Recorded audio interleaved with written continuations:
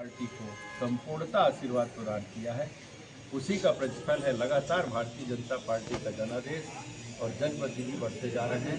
केंद्र में हमारी सरकार, राज्य में हमारी सरकार और नगरीय निकाय में भी स्थानीय स्तर पर सरकार। अब वक्त क्या है ग्राम पंचायत का, जहाँ भी जा रहे हैं अति उत्साह के साथ लोग बड़े ही भावना से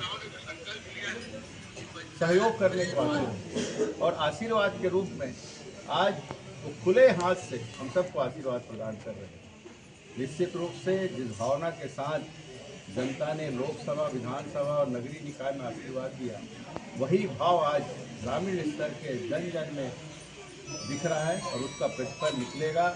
हमारे बहुत सारे लगभग हमारे पंच, सरपंच, जनपद सदस्य, जिला पंचायत सदस्य जीत के आएंगे और हम सब जो संकल्प लिया है कि केंद्र और राज्य की योजनाओं को धरातल तक पहुँचाए, ऐसी इकाई को भी हम भारतीय जनता पार्टी के अध्यक्ष प्रत्याशी को जिता कर लाएंगे।